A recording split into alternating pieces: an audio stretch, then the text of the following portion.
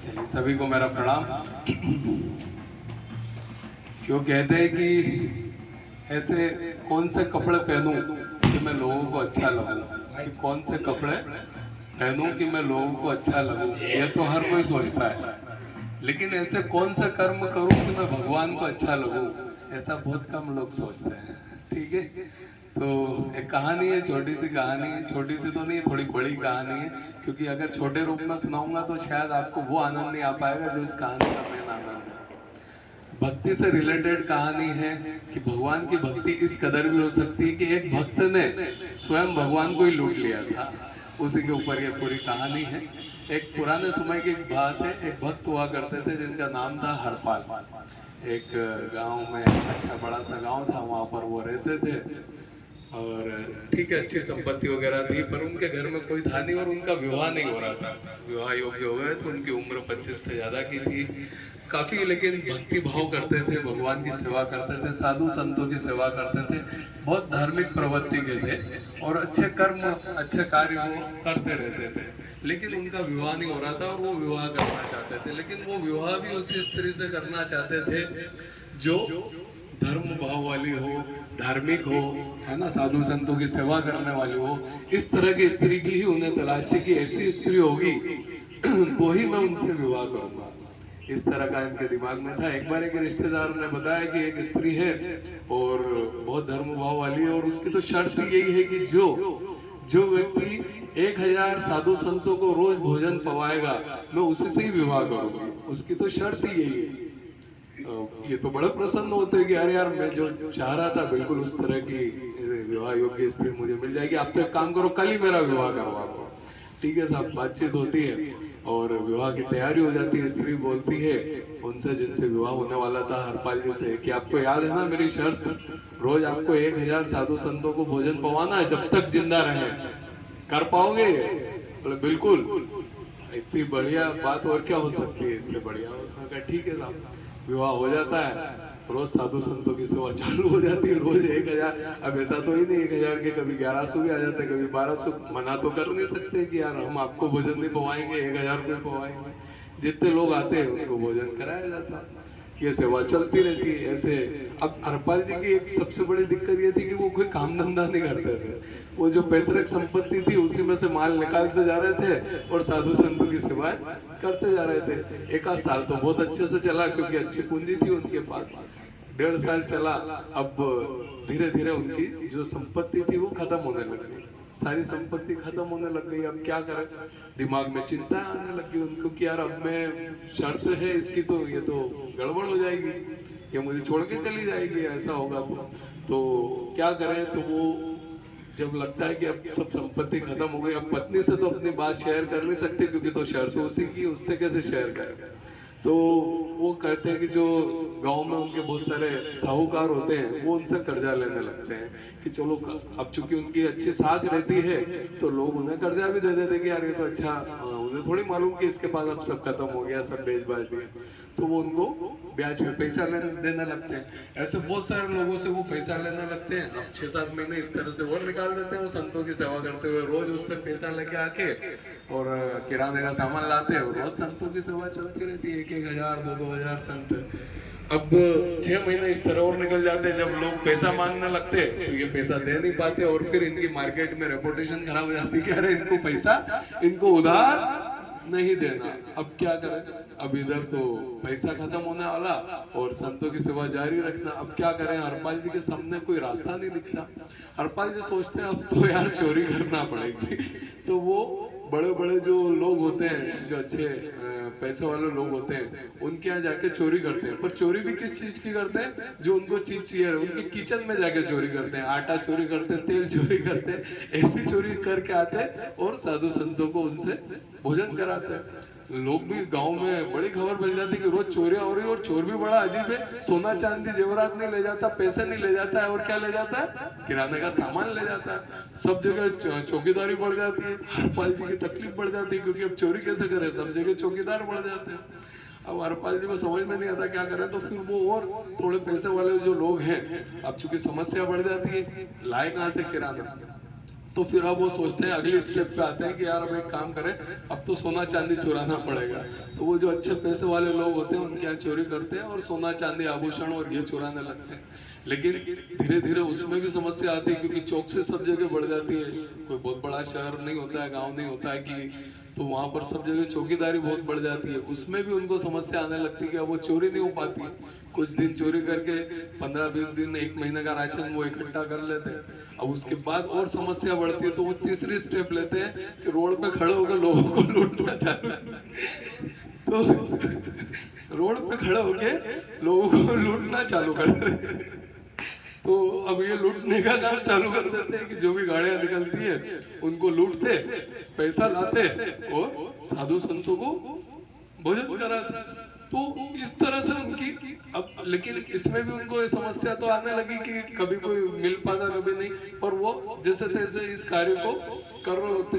अब पर एक बात हरपाल जी की बहुत अच्छी थी कि वो जितना भी पैसा लूट के लेके आते थे वो अपने ऊपर 1 रुपया नहीं खर्च करते थे। वो किस पे करते थे? साधु संतों की सेवा में, उनके भोजन पानी की व्यवस्था में जितना भी पैसा आता था। उनकी ये एक बात बहुत अच्छी थी, भगवान ये सब चीज ऊपर से रोज देख रहे होते, ठाकुर जी उनके रोज देख रहे होते कि यार ये कैसा मेरा भक्त है जो जिसने अपना भी सब कुछ लुटा दिया, वहां तक ठीक है, अब दूसरों का भी लूट के और इस सेवा में लगा रहा है। तो बड़े उनको यार वो होता है, वो सोचते कि चलो हाँ इस भक्त को मैं दर्शन दे के आता हूँ। अच्छे तैयार होते हैं, बिल्कुल सेठ जी का एक वेशभूषा धारण करते हैं, सोने चांदी से लद जाते हैं पूरे, बड़ी बड़ी सांकलों जैसी माले पहन लेते हैं सोने की, और अच्छे स्वर्ण के जूते, और बिल्कुल टोपी में बेशकीमती हीरे वगैरह सब, और इतने बढ़िया सेठ जी बन के तैयार हो जाते हैं और भक्त को दर्शन देने के लिए निकलने की तैयारी करते हैं। इतने में रुक्मणी जी देख लेती हैं कि हरे ठाकुर जी मतलब भगवान कहीं जा रहे हैं। बोले कहाँ जा रहे हो? बोले भक्त को दर्शन देने जा रहा हूँ। रुक्मणी जी बोले रुको मैं भी चलूंगी आपके साथ, मैं भी देखना चाहती हूँ आप किस भक्त को दर्शन देने जा रहे हो।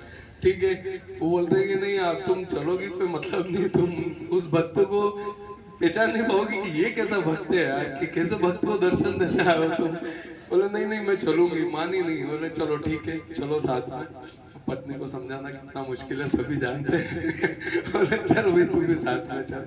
वो भी अच्छी तैयार हो जाती है, अच्छी सेठानी बन जाती है, खूब आभूषण उनके भी ऊपर लद जाते हैं पूरे, और पूरे लदे हुए आभूषणों से सेठ सेठानी दोनों भक्त को दर्शन देने के लिए चल पड़ते हैं। अब वो कहाँ जाते हैं तो वो एक रोड पे खड़ा होता है लूटने के लिए, वो तो तैयारी कर रहा है क्योंकि उसके पास माल खत्म हो रहा है, तो वो एक रोड पे इंतजार कर रहा है कि कोई अच्छी पार्टी आए तो माल दबाऊं। अब ये दिखते हैं कि और दूर से चमकते हुए दिखते हैं कि यार ठाकुर जी दिखते हैं, मतलब सेठ जी दिखते हैं दूर से कि यार कोई बहुत गहनों से लदा हुआ, और उसके साथ एक स्त्री भी आ रही है, उसके पास भी बहुत गहने आभूषण दिख रहे हैं। ये बड़े खुश हो जाते हैं कि चलो यार ये तो 2-5-10 साल की तकलीफ दूर हो गई मेरी, तो इतना माल मिल जाएगा कि 5-10 साल मेरे को अब कोई चोरी चकारी नहीं करनी पड़ेगी, 5-10 साल की छुट्टी हो जाएगी। ये मन बड़ा प्रसन्न हो जाता है हरपाल जी का कि यार मजा आ गया बस। ठाकुर जी वो जो सेठ जी बन के आते हैं वो धीरे धीरे पास आते हैं, और चूंकि कोई होता नहीं दूर दूर तक, वो आके उससे कुछ पता पूछते हैं, तो ये तो सबसे पहले जय श्री कृष्णा बोलता है हरपाल जी उनको, जय श्री कृष्णा सेठ जी।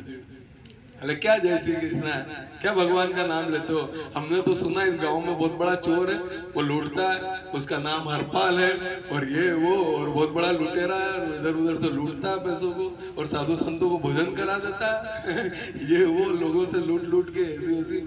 हरपाल बड़ा गुस्सा हो जाता है कि यार श्री भगवान का नाम लेने में इसको तकलीफ हो, अब तो इसके ऊपर शरीर के ऊपर एक गहना नहीं छोड़ूंगा, इससे एक एक चीज लेके छोड़ूंगा। उसको बड़ी भी हो जाती है कि अब तो मैं इनसे कुछ भी नहीं छोड़ूंगा।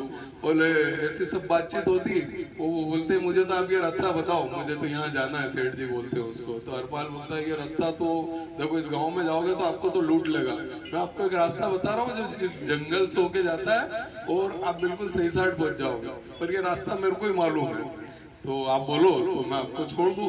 बोले हो बिल्कुल चलो, हम आपको इसके बदले में बहुत अच्छा इनाम देंगे, छोड़ दो। ठीक है, बोले लेकिन एक तकलीफ है। बोले क्या? और मेरे घर पे भोजन पानी खत्म हो गया, राशन खत्म हो गया, उधर तो साधु संत बैठे हुए थे और भोजन की व्यवस्था करने आए थे, अब मेरे पास पैसे नहीं है, और थोड़ा आप मुझे पैसे दे दो तो मैं घर पे राशन रख के आऊँ और आपको फिर छोड़ देता हूँ। ठीक है, वो उनको कुछ सोने की अशर्फियाँ दे देते कि ये लो थोड़ा सा, और वो सब सामान किराना लेके घर पे रख के, और साधु संतों को बोलते कि मैं आया तुरंत, मुझे एक काम है, जरा एक की मदद करना है ये वो, और वो तुरंत वापस आते हैं, बोलते चलो अब मेरे साथ। वो जंगल के घने जंगल के रास्ते उनको लेके जाते हैं, बहुत घना जंगल होता है वहाँ पर। वो एक बीच में घना जंगल जहाँ रोक के और अपना साफा खोल के बिछा देता, बोलता रखो सब माल इसके अंदर। भगवान थर थर कांपने लगते। रुक्मणी जी बोलती तुमने रावण का वध कर दिया, कंस का वध, और इस छोटे से चोर के सामने कांप रहा हो।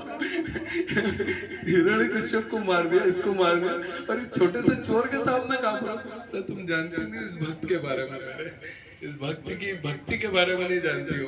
बोले क्या? तो पहले तो कुछ नहीं, बोले मैं सब अभी बताता हूँ। वो बोलता चलो सब उतारो, सारे गहने आभूषण सब उन पे उतरवा लेते हैं, और उतरवाने के बाद वो जो देखता है कि उनकी एक जो छोटी उंगली होती है उसमें एक अंगूठी रह जाती है। बोले चलो इसको भी उतारो। अरे तो भगवान बोलते हैं कि नहीं नहीं, ये तो मेरी बचपन से मेरी अंगूठी और ये निकलती भी नहीं उंगली से। बोले कैसे नहीं निकलती? अंदर ही अंदर हरपाल जी सोचते कि हाँ इसने भगवान का नाम नहीं लिया था ना, जय श्री कृष्ण बोला था तो बहुत तकलीफ हुई थी इसको, मैं इसकी उंगली काट के भी ये अंगूठी निकालूंगा।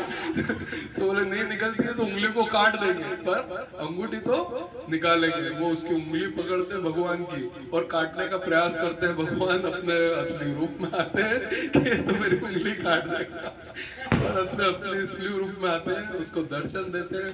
हरपाल चौक जाता है कि ये क्या, उनके दर्शन करता है, और भगवान के सामने कि मैंने ये कैसा पाप कर दिया, अपने भगवान को ही लूट लिया। बहुत रोने लगता है और बोलता भगवान मुझसे बड़ा पाप हुआ, ये हुआ वो हुआ। भगवान बोलते अरे भक्त तू मेरा ऐसा भक्त है कि तूने अपना सब कुछ मेरी सेवा में लगा दिया, और जब तेरे पास खत्म हुआ तो तूने लोगों से लूट कर भी साधु संतों की सेवा में लगाया।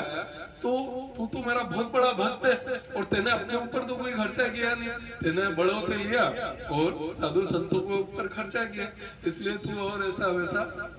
रुक्मणी जी उनको दर्शन देती है और सब कुछ बातचीत होती है। वो अपना सारा कुछ बोले हम सब तुझे देना आए थे, और ये तो तू तब तक जब तक तू जिंदा रहेगा तब तक तू इनसे साधु संतों की सेवा कर पाएगा।